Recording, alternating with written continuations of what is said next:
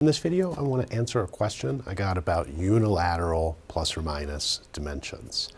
So I did a little digging on this, and the earliest reference I can find to the reasoning behind using these dimensions is in this book called Interchangeable Manufacturing, first printed in 1920 and printed again in 1941. This was printed by Industrial Press, the people that bring you Machinery's Handbook.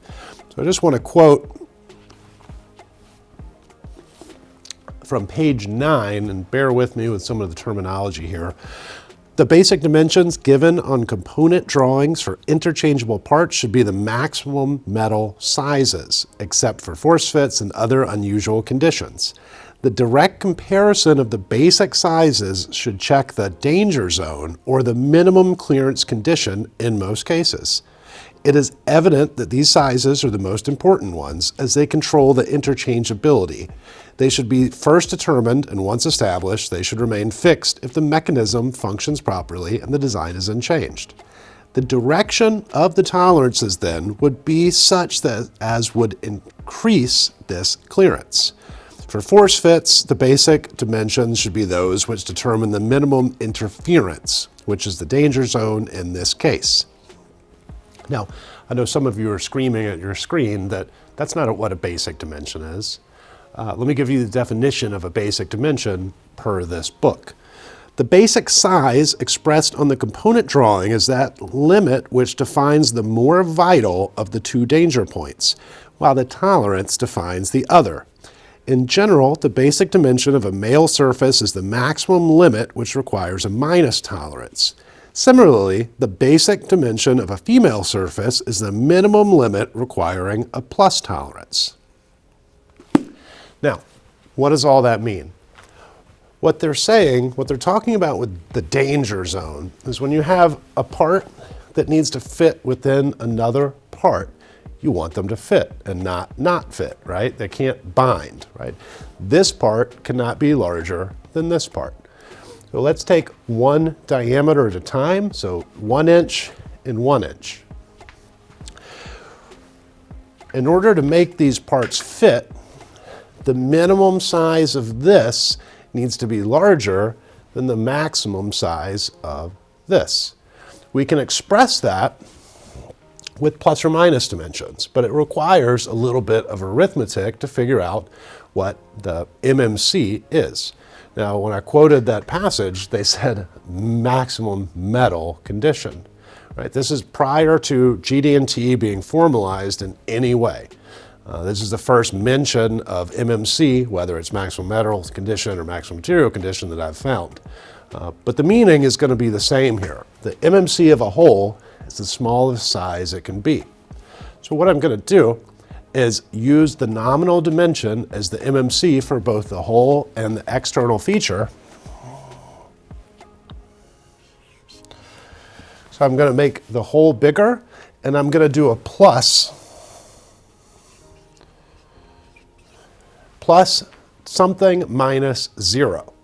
So we look at this dimension and we can say the MMC is 1.02, right, the given dimension, because we know it's an internal feature and it cannot be any smaller. We do the opposite for the external feature.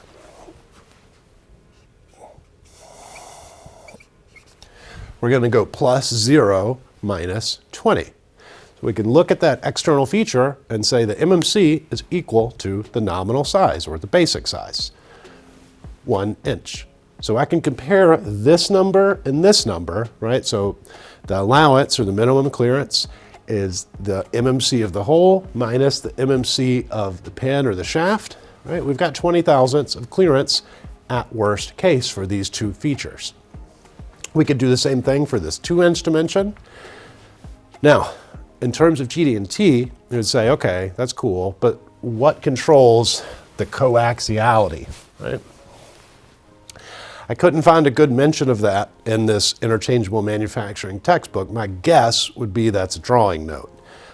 If this is going to be made on a lathe, which I'm sure that's how they would do this back then, a lathe is typically going to spit out parts that are coaxial, right? And you might just have one note that says, hey, check the total indicator reading, make sure the thing doesn't wobble. They might have just left that up to chance. GD&T would prefer to make one of them datum axis, right? A cylindrical datum feature to get a datum axis, and measure the other to it to find out if they really are coaxial or not. That'll affect, the fit between these two parts. Unilateral tolerances give you upper and lower limits, just like a plus or minus dimension. So I could write this like this, and it would mean the same thing, right? It does not change the meaning. Where things will get different is in your CAD model, right? So if you model it to 1.02 and apply a unilateral tolerance, the physical size on your screen will be 1.02. If I model it to 1.03 with an equal bilateral on your screen, it'll be 1.03. There is some advantage that can be had to modeling at maximum material condition, because if I look at this assembly on my computer screen, everything is at its worst case. Now that doesn't mean you don't have to do any tolerance analysis, right? Don't get me wrong here, because even if these two features at their worst case size, your CAD model is not going to show the shift between the two features or orientation error or any of that. So it's not some foolproof system, but it is something people can use and have clearly used in the past. So that's it for this video. I hope I answered that question. If you enjoyed the video, please like and subscribe. Leave a comment down below.